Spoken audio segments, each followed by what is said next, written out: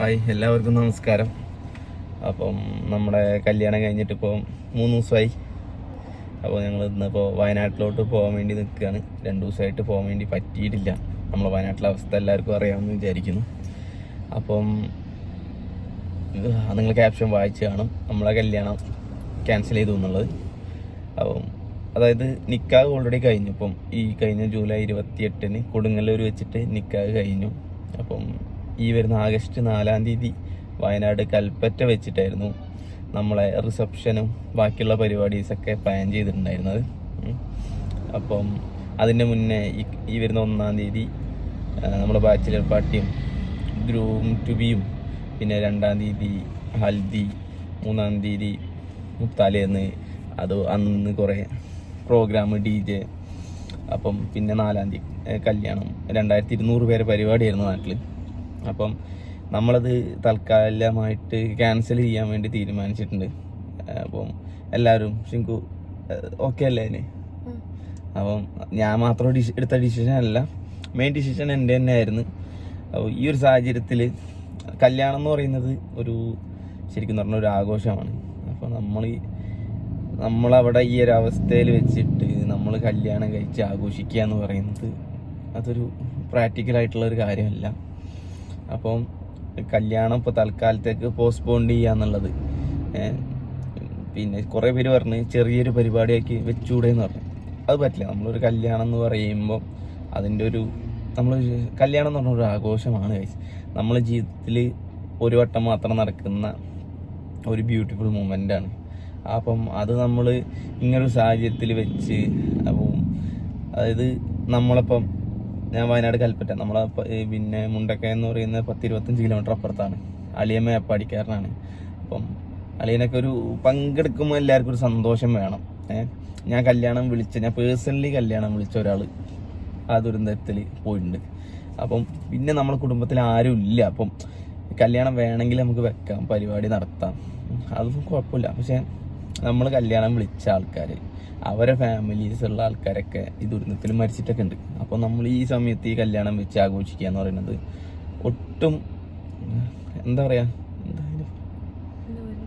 ഒട്ടും നല്ലതല്ല. അതൊരു പ്രാക്ടിക്കലല്ല, നല്ലതല്ല. അതുകൊണ്ട് നമ്മൾ പരിപാടി ഇവിടെ ക്യാൻസൽ ചെയ്യാണ്. ഇൻഷാ അല്ലാഹ് നമ്മളെന്താക്കും, പിന്നീട് ഒരിക്കൽ നല്ലൊരു ടൈം നോക്കിയിട്ട് നടത്താമെന്നാണ് ഇപ്പോൾ ഒരു തീരുമാനം ആക്കി വെച്ചിട്ടുള്ളത്. അത് എന്നാണെന്നൊന്നും നമ്മളിപ്പോൾ അറിയിക്കുന്നില്ല, എന്നാണെന്ന് നമ്മൾ തീരുമാനിച്ചിട്ടില്ല. അപ്പം നമ്മളിപ്പം ഫുഡിൻ്റെ ഏൽപ്പിച്ചിട്ടുണ്ടായിരുന്നു. അപ്പോൾ അത് വിളിച്ച് ക്യാൻസൽ ചെയ്തിട്ടുണ്ട്. പിന്നെ ശിങ്കുവിൻ്റെ ഡ്രസ്സിനെ ഏൽപ്പിച്ചിട്ടുണ്ട്, അത് ക്യാൻസൽ ചെയ്യണം. പിന്നെ കുറച്ച് പൈസ നമ്മൾ ഓൾറെഡി കൊടുത്തിട്ടുണ്ട്, അതിപ്പോൾ തിരിച്ച് കിട്ടൂല എന്ന് പറഞ്ഞു. കുഴപ്പമില്ല. പിന്നെ അങ്ങനെ കുറേ കാര്യങ്ങൾ ഏൽപ്പിച്ചിട്ടുണ്ടായിരുന്നു. അപ്പോൾ എല്ലാവരെയും വിളിച്ച് ക്യാൻസൽ ചെയ്തിട്ടുണ്ട്. പിന്നെ ഇവിടെ വീട്ടുകാരെ അറിയിച്ചിട്ടുണ്ട്. അപ്പം അവർ വരാൻ നിൽക്കുകയായിരുന്നു, 2 ബസ്സിലെ ആൾക്കാർ. അപ്പം അതൊക്കെ ക്യാൻസൽ ചെയ്തിട്ടുണ്ട്. ഒരുവിധം എല്ലാം നമ്മൾ ക്യാൻസൽ ചെയ്തിട്ടുണ്ട്. ഈ ഒരു സാഹചര്യത്തിൽ നമ്മൾ കല്യാണം നടത്തണ്ടെന്നാണ് തീരുമാനം. നിങ്ങളും അഭിപ്രായം പറയാം. എനിക്കൊട്ടും നല്ലതായി തോന്നുന്നില്ല. പരിപാടി നല്ല ആഘോഷപൂർവ്വം നടത്തണമെന്നാണ്. അപ്പോൾ അതും നിങ്ങളൊന്ന് അറിയിക്കണം. കാരണം നമ്മൾ ഇത്രയും ദിവസം കല്യാണ വീഡിയോസൊക്കെ അപ്ലോഡ് ചെയ്തുകൊണ്ടിരുന്നതാണ്. അപ്പം കുറേ പേര് നമ്മളെ സബ്സ്ക്രൈബേഴ്സ് നമ്മളെ ഫോണിൽ വിളിച്ചിട്ടും ഇല്ലാണ്ടും കമൻറ്റ് ബോക്സിലൊക്കെ നമ്മളെ പരിപാടിക്ക് വരും, 4-ാം തീയതി പരിപാടിക്ക് വരും എന്ന് പറഞ്ഞാണ്. അപ്പോൾ നിങ്ങൾ അറിയിക്കണം, ഈ പരിപാടി നടക്കുന്നില്ല എന്ന്. ആരെങ്കിലും അവിടെ വന്ന് കുടുങ്ങണ്ടല്ലോ. ഈ റിസ്ക് എടുത്തിട്ടാണ് ഇപ്പോൾ വയനാട്ടിലോട്ട് യാത്ര ചെയ്യേണ്ടത്.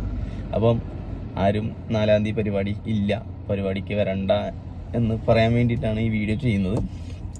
ഇൻഷാ അല്ലാഹ് എല്ലാവരെയും വിളിച്ചിട്ട് എന്തായാലും നടത്തും. കാരണം നമ്മളെ ജീവിതത്തിലൊരു ബ്യൂട്ടിഫുൾ ഇവൻ്റാണ്. അപ്പം അതെന്തായാലും നമ്മൾ പിന്നീട് ഒരിക്കലും നടത്തും, ഇപ്പോൾ ഒരു സാഹചര്യത്തിലല്ല. പിന്നെ ശിങ്കുവിന് വലിയൊരു ആഗ്രഹമുണ്ട്. അതായത് കല്യാണത്തിൽ നിന്ന് ശിങ്കുവിന് മാത്രമല്ല എനിക്കും ഉണ്ടായിരുന്ന ഒരു ആഗ്രഹം. പക്ഷെ നല്ല സപ്പോർട്ട് ചെയ്തു. ഞാനത് കാര്യം ശിങ്കുവിനോട് പറഞ്ഞപ്പം ശിങ്കു എന്നെ നല്ല രീതിയിൽ സപ്പോർട്ട് ചെയ്തു. നമ്മൾ കല്യാണത്തിന് മാറ്റി വെച്ച് കുറച്ച് ക്യാഷ് ഉണ്ടാവും എന്തായാലും.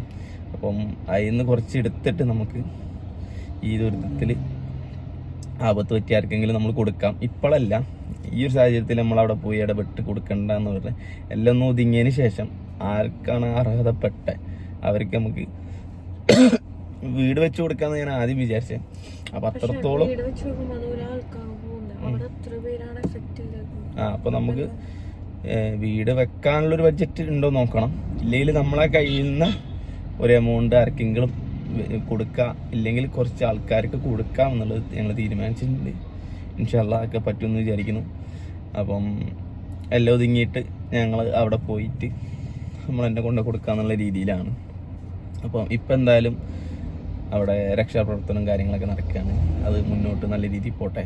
അപ്പം ഞങ്ങളിന്നിപ്പോൾ വയനാട്ടിലോട്ട് ഇറങ്ങിയാണ്. 2:30 എത്താൻ പറ്റുമോയെന്നറിയില്ല, റോഡ് എന്താ സ്ഥിതി എന്നൊന്നും അറിയില്ല, എന്നാലും പോവുക തന്നെയാണ്. അപ്പം നാളെ ശിങ്കുവിനെ വീട്ടിലോട്ട് കയറ്റണം. പരിപാടിയൊന്നുമില്ല, ഞങ്ങൾ മാത്രമേ ഉള്ളൂ. ഞങ്ങൾ നേരെ പോയി വീട്ടിലോട്ട് കയറുക എന്നുള്ള രീതിയിലാണ്. 2-3 ദിവസം കഴിഞ്ഞ് ഒന്ന് ഒതുങ്ങിയതിന് ശേഷം ഇവിടെ വീട്ടുകാർ പിന്നെ വീട്ടിലോട്ടൊക്കെ വരാൻ പറഞ്ഞിട്ടുണ്ട്. അപ്പം ഗൈസ് അപ്പം ഇത്രയേ ഉള്ളൂ. നമ്മൾ ഈ പരിപാടി ക്യാൻസൽ ചെയ്തിട്ടുണ്ട് കേട്ടോ. ഓക്കെ, ഇൻഷാ അല്ലാഹ് പഠിച്ചോ നല്ലൊരു വേറെ ടൈം തരും. അപ്പോൾ നമുക്ക് ഉഷാറാക്കി നടക്കാം.